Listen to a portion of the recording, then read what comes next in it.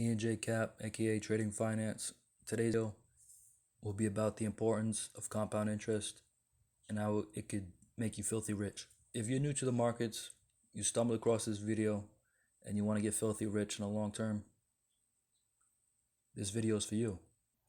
Compound interest is the addition of interest to the principal sum of a loan or deposit, or in other words, interest on interest.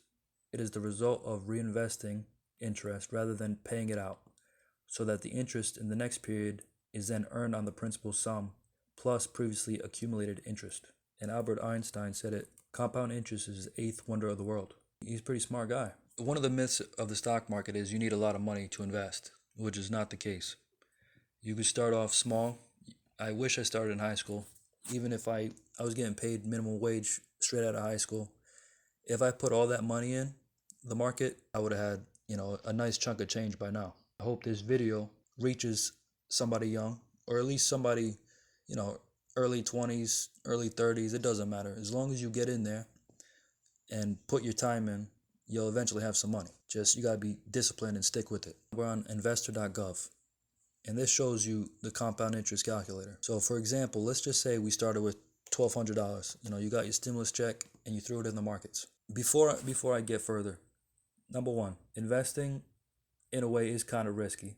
It's not guaranteed that stocks only go up. This is the S&P 500 and this is the max. So since it started to where it is now, it's pretty much just went up.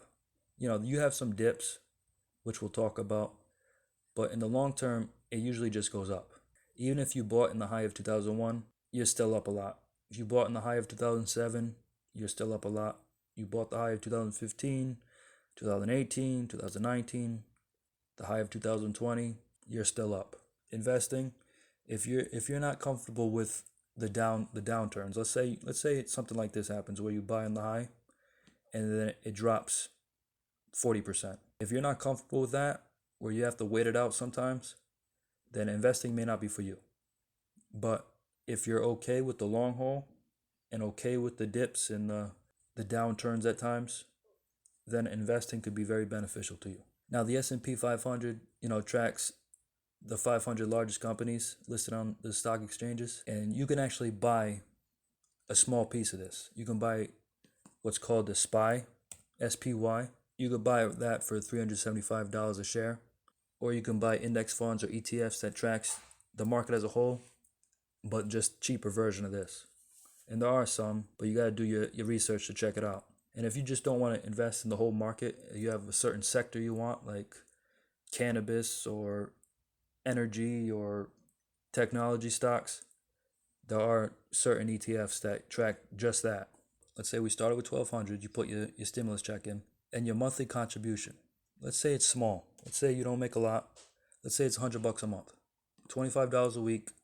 You're disciplined enough that you put $100 a month in an ETF that tracks the market. But remember, you have to be disciplined and you have to add to it monthly. It doesn't have to be 100 every month, but as long as you, maybe stay inside and don't go out to eat one week, or don't buy those new shoes or whatever, put some money away in the markets every month, and we'll see how this works. Lengthen time in years. This is for long term. So let's say 25 years. It seems like a lot of time, but you're not really working for this money, and I'll explain in a few seconds. Estimated interest rate. So let's say the market, on average, the market goes up 7 to 10% a year based on Google. Let's be a little conservative and say on average the market goes up 8%. So let's say the range can go either up or down 3-4%. So a bad year, the market may only go up 4%, or in a good year, it may go up 12%. But we've seen in the past that the markets could go up 16%, 20%. Bad years, it could actually go down where you lose money. But you don't lose money until you sell your stock. This is for my long-term investors who want to buy and hold for the long term. So the results are in. In 25 years, you will have $95,945.30. On the high end, if the markets are doing better than expected, you'll have $180,000. On the low end, if they're doing worse than expected, you'll have $53,000. Which, like I said, you're not working for this money. This money is growing by itself. And the reason I say that is because you put the money in the ETF or the stock and you just let it go. You don't have to do any other work than, finding that stock that you want or finding the ETF you want. You leave it in there like it's another savings account and you just let it grow. You let it do its thing. And you could always change this, right? Let's say you started with more. Let's say you started with 5,000, $200 a month, 209,000. On the high end, you got 400,000. On the low end, you got 113,000. The biggest thing in compounding, the value of the stocks go up in price, right? Appreciation. And dividends. Dividends is a sum of money paid regularly, typically quarterly, by a company to its shareholders out of its profits or reserves. If it's a new company, they don't tend to pay dividends.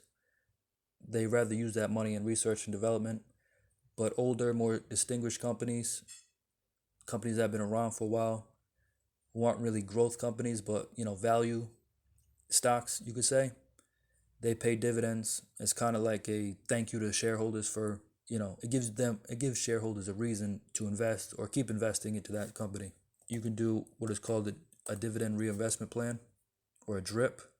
It's when the investor does not receive dividends directly as cash. Instead, the investor's dividends are directly reinvested in the underlying equity. Side note, your dividends are taxed. As often as you collect the dividends, they are taxed, and you can't get away from that. One way to save on taxes is to use a Roth IRA, and we'll get into that in another video, but I'll give you the Google definition of Roth IRA.